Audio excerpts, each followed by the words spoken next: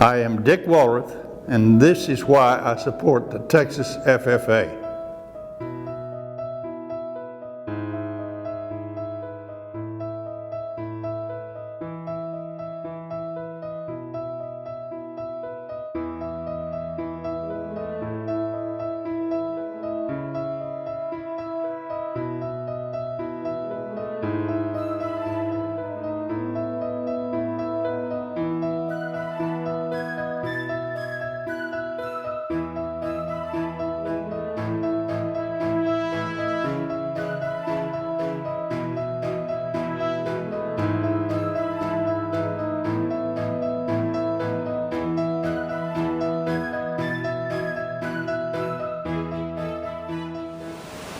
I can name a lot of things. One thing that hit my mind right off the bat is my love for God and my love for my family.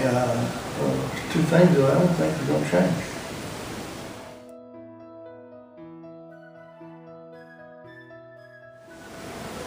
Well, I don't know what the dictionary would say, but I guess someone that would do a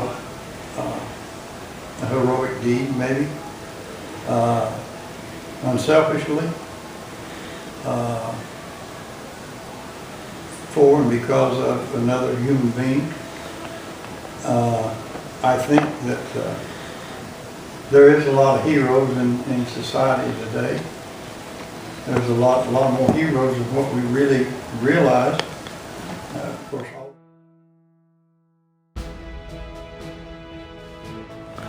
I think the old Western heroes, Gene Autry and Roy Rogers and of course John Wayne was the big one. Why were they your heroes?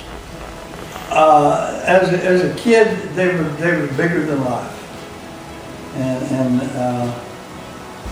I was raised during the Depression and things was tough, and we used to have all the little towns like Centerville and other little towns around would have free movies, and the merchants would pay for a movie in the summertime and put a big old screen up on Main Street, a bunch of chairs out in the damn street, and everyone's out there watching a free movie. And it was a good time, but things were tough back then, and they were tough, and you had to tighten your belt and learn how to live.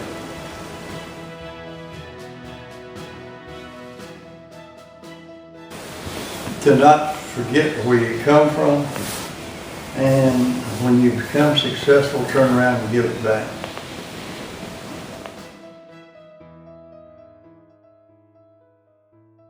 Find it. Maybe seek it out and find it. You think there's any value in that? Yes, sir.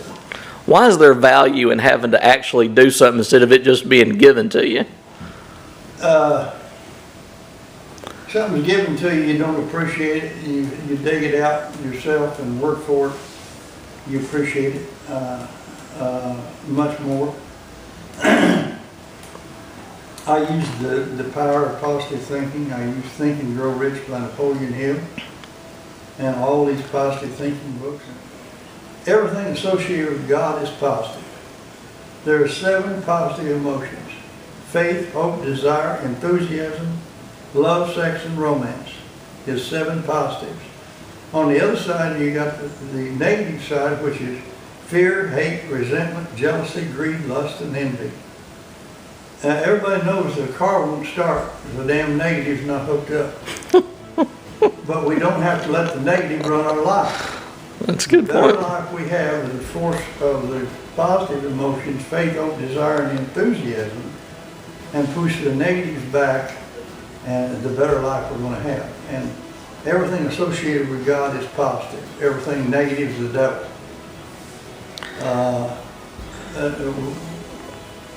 We can choose to dwell in the negative or in the positive. It's there. So whether it's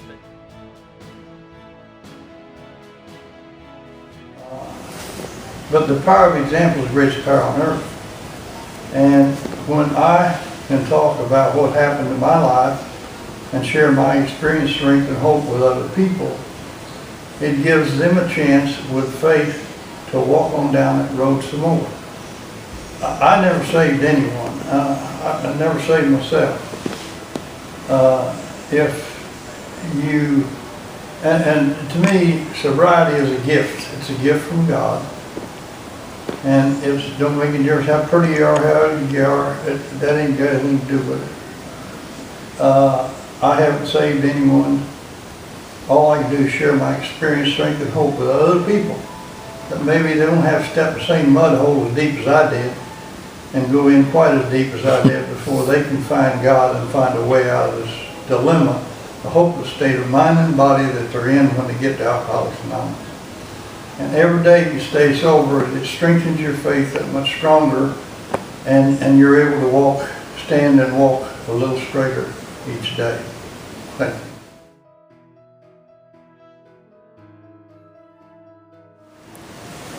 I think it really, after I got into Alcoholics Anonymous, Aaron, I was raised in old church and had my conception of God and everything. But I think I really found it in Alcoholics Anonymous and in books like the big book of Alcoholics Anonymous, and also the Power of Positive Thinking by Norman Vincent Peale. And there's so many good things that he set forth in that book. My sponsor in AA got me into the Power of Positive Thinking. And I was turned off when he would refer to the Bible verses with his different sayings. And I told my sponsor that, and he said, "You intellectual bastard, get off of that shit. Believe what the man's saying, believe what it's saying, and go on with life." And I did, and everything started working. But when you're in step with God's will in your life, and you have faith, anything is possible to you. Anything is possible. Really? God had blessed me with sobriety, and He has given me another day today of sobriety. And to me, this power that I found was an awesome power.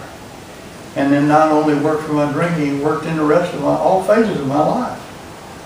And it has my entire life. And I anymore will automatically do things that normally would have baffled me, and I do the right thing because that's just the right thing, to do. And the faith that I found in Alcoholics Anonymous I was awed by the power of his greatness of being able to take the obsession to drink alcohol from me, and blessed me with, right today, with 43 years, 9 days, and 4 months. That's necessary for me to have a drink. And I'm blessed.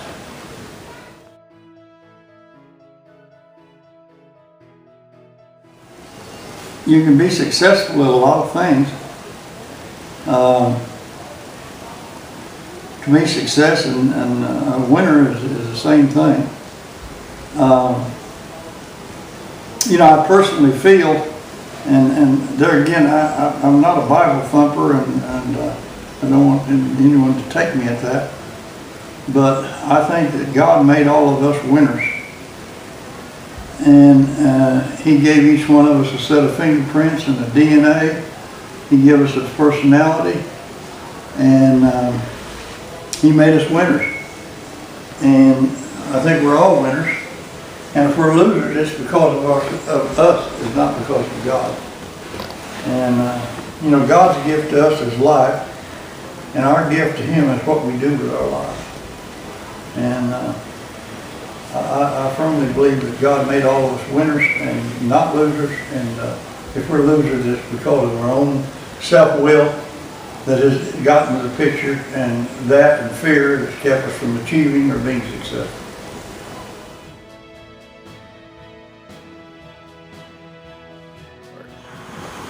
It has to start within the person. The desire within the person has to be there. When the desire is within the person, then with God's help, it can be achieved. And I think with God's help and faith, anything is possible. You know, and I remember back when we started a window company, I had $40,000, and all the people, the bankers, the CPAs, and all the intelligent people told me that I didn't have enough money, it wouldn't work. And I wouldn't believe them, because I had prayed to God that He'd help me with a decision, and He did. And the decision I made was to go in one business. And we was in it for about 20, 25 years. We never was one day late on the bill. We never skinned anyone out of any money. And with God's help, this thing was successful. Very successful. But it all started with a desire to do something. And I think with a desire and faith, anything can be achieved. But you've got to have the desire first, and then the faith and belief in yourself and in God that you can achieve it.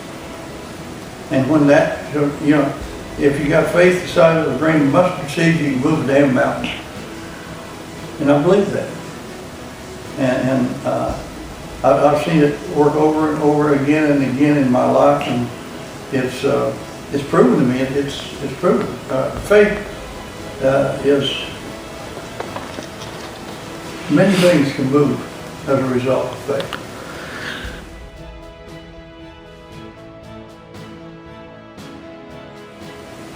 Teachers should be teaching more on setting goals and limits and for young people. You know, if they don't have goals, there's no way in hell they're going to score. I think so many people in life, they don't know what they want, and they have no goals. So if you don't know what you want, you can't get it. It's not there. And I think teachers should instill more in their students goal-oriented in their lives, because without goals, nothing can be achieved. Without goals and God's help, nothing can be achieved.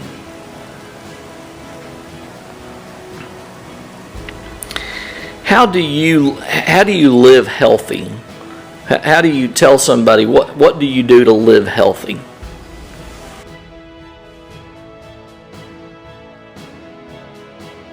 Anything to do. I'll try to stay read on current issues of what's good for us and what's bad for us, and I don't know that I always have the right information, but I'm forever trying to improve on. You know, God gives us one body. We may not like what God gives us, but that's all we got.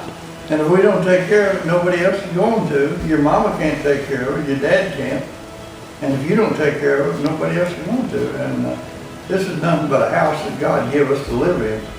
And I think it's up to us to try to do everything we can to help ourselves. And I believe in eating healthy, taking antioxidants and vitamins, and we do all that. And I try to do everything we can to help myself. And that's all I would recommend. How old are you?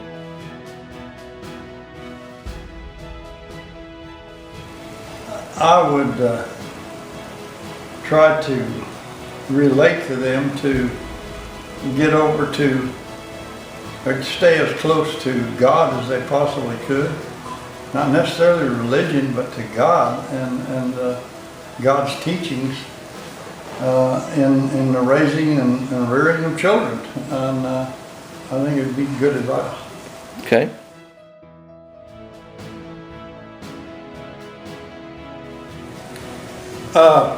I firmly believe that you've got to have goals. You can't score unless you've got a goal. And I think that so many people in life are like, I think they're like a little kid at the candy store. They can't make up their mind what the hell they want, and if they can't make up their mind what they want, God can't help them get it.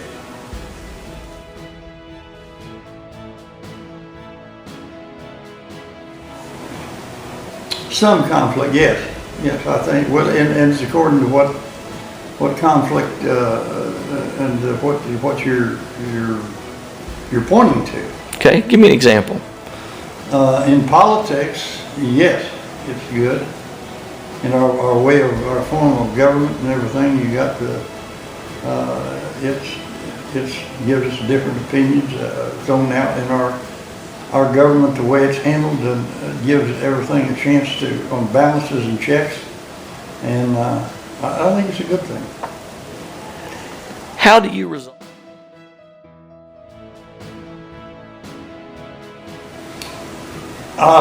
Basically, the way we always run the window company, when we was in it, and we had at one time about 1,800 people,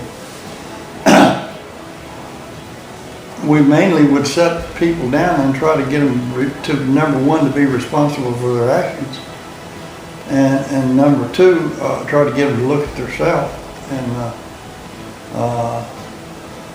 try to treat people like they want to be treated themselves. And that same theory seems to work among people, just works fine. Getting people to look at themselves. Sometimes it's hard to. Some people don't want to look at themselves. Some people live and die and never look at themselves. They live in the damn fantasy world. But the real world, we have to have the ability to step back and look at ourselves and say, I don't like that. Usually, when we see something in another person that we don't like, the ugliness we see in others is but a reflection of ourselves. And when we see ugliness in another person, we got the same trait and we hate it within us. And the ugliness we see in others is but a reflection of ourselves.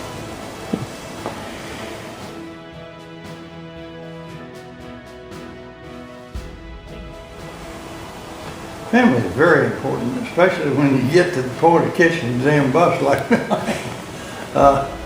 That your whole lifetime is wasted without some family to at least pass along some of your wisdom, some of your trials and tribulations, and some of your materialistic things that you have acquired.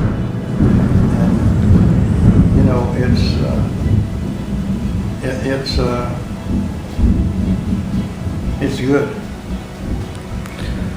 What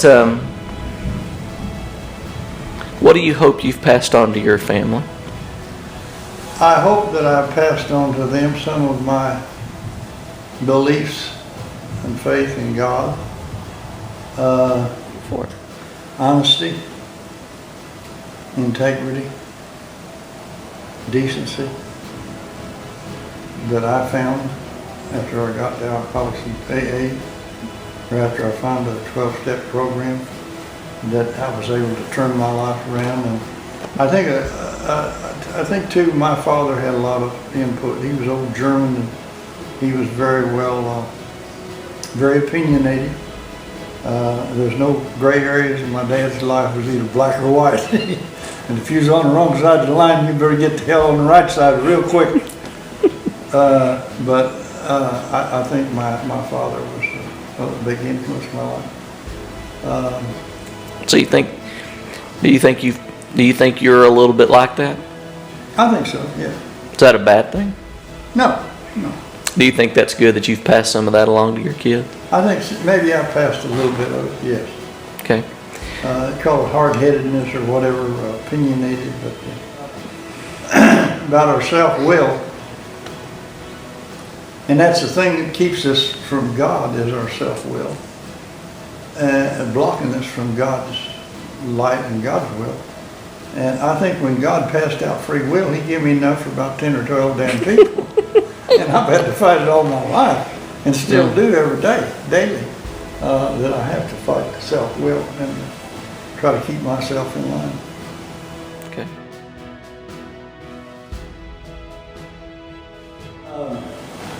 One of my best memories in life was after I got sober. Well, I had my own plane, and Mother used to love to go, and I'd say, Mother, you want to go to Alcohol? And she said, yeah. And she'd be in the seat and be asleep before we ever got the plane off the ground. I'd take her down there and put her in her repair shop and get her manicured, pedicures, and permanent and everything. And I had her all decked out with diamonds, and I think my happiest moments was being able to do things like that for my mother, because we were very, very poor people when I was a kid, and to be able to see my mother and the looks on her faces and some of the joy that she was, things that she was able to see that I was able to show her, and I think that's probably my happiest moments that I've had in my life. What about in business? In business, you're always on highs, because it's like a game. You win the game, you're on a high. You pick up a big account, you're on a high. You pay all your debts off, and you're on a high. The different things that you achieve in the business world is different heights of ladder that you're able to achieve, and it's a lot of fun. And you know, when you achieve these highs, the adrenaline's running. You know, like you just won a race, and you did. You beat your competition. You done it honestly, and it's a lot of fun. Big game.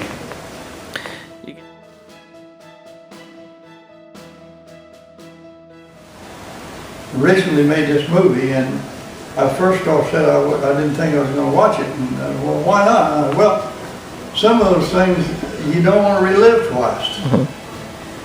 Some of the bad things you don't want to relive twice. And I suppose I probably will watch it, but I don't regret anything much in my life. I regret that my family and I was split apart for 25, 30 years. I suppose it was a lot of my hard-headedness that kept us apart. I'll have to take more than my share of the blame. But, you know, without family you don't have anything, and I think family is something that's very special. And, I think that's the only thing I really regret, that I had so many years without my family being together, and I kept praying for God to put it together, and when I finally gave up, well, he put it all together. Isn't it fair to say though, and the reason why I brought that up, one, I think it's hard, I think you're a bigger man for recognizing regrets, but you know, you and I have had another conversation that you and I had, and that I've shared with you that it's hard sometimes to forgive yourself. That's one of the toughest things to do. And so the reason I think your story is so amazing is because not only did you cross that line of forgiving yourself, but when you did, it's like your whole family come together. Everything came back together for you. Your life got back on track, because it's like you said about fear. It's not there nagging you anymore. That regret's not nagging you anymore. Is that fair to say that that's kind of, once you got over that, Sure, you were able to move on? Sure.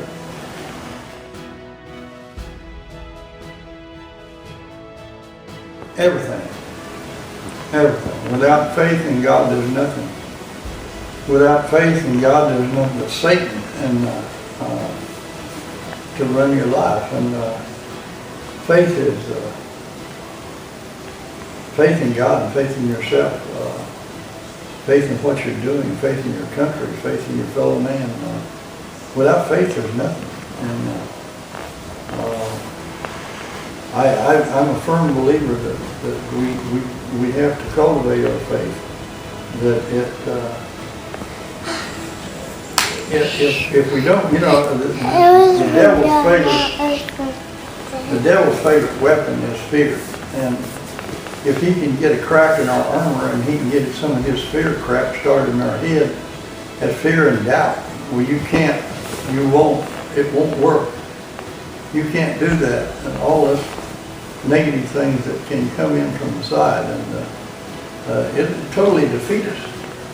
Faith in God, and faith in our fellow man, and faith in what we're doing today and who we are.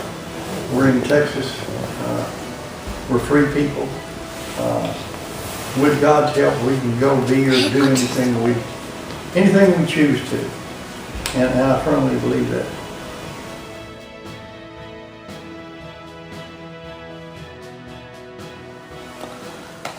God grant me the serenity to accept the things I cannot change, courage to change the things I can, and the wisdom to know the difference.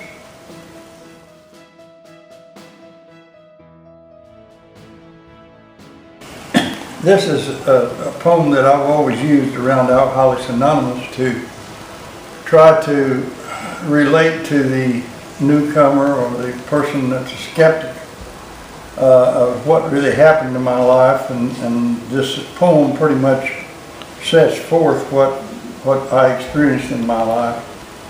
It was battered and scarred, and the auctioneer thought it was scarcely worth his while to waste much time on the old violin, and he held it up with a smile. "What am I bidding, good folks?" he cried. "Who'll start the bidding for me? $1, $1, and who'll make it $2? $2, only 2? $3. $3 once. $3 twice. Going for 3. But no, far back in the room, a gray-haired man came forward and picked up the bow, and wiping the dust from the old violin and tightening the loosened strings, he played a melody pure and sweet, sweet as the caroling angels sing. Now the music ceased, and the auctioneer, in the voice was quiet and low, said, "What am I bidding for this old violin?" And he held it up with a bow. $1,000. Who'll make it 2? 2,000. Who'll make it 3? 3,000 once. 3,000 twice. And going and gone, said he. Now the crowd all cheered, and some of them cried, "We don't quite understand what changed its worth." And swift came a reply to the touch of the master's hand. Now many a man whose life out of tune and all battered and scarred with sin has been auctioned cheap to the thoughtless crowd, much like that old violin. Mess of pottage, glass of wine, a game, and he travels on. He's going once, he's going twice, he's almost gone. But no, the foolish crowd never can quite understand the worth of a soul and the change that's wrought by the touch of the master's hand. That's what happened in my life.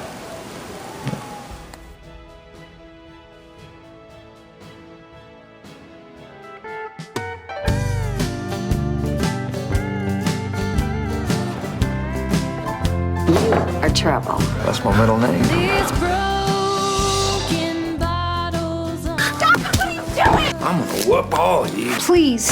Dad, stop! You're fired. Just get the hell out of my house. It's just a rough patch is all. Honey, I've seen rough patches. This is a catastrophe. I'm Dick, and I'm an alcoholic. I want to see my kids. Come on, Betty. God wants us to forgive. What do you know about God? What are you doing here, Dad? You don't want to talk to your old man? There's things I want to say. I believe I will sell a lot of windows. I need some people around me I can trust. Figured I get a chance to get my boys back. You offering me a job? No, sir. I'm offering you a partnership. Man can move mountains. Ain't you a slick talker? Maybe I am, maybe not. But I know when I see something I like. Johnny's getting married. I thought we were past all that. Well, maybe you're past all that, but unless you're fixing to ruin your daughter's wedding, I think you should go. God has been listening to me. He's forgiven you. That doesn't mean you don't suffer for the consequences of your actions. I don't want it. You've got faith in yourself. Deep in the heart of every I just want to say I am truly sorry. Please help me welcome Mr. Richard Wallrath. Deep in the heart of God. I'll tell you what, you're making lots of dreams come true. Love isn't love till you give it away.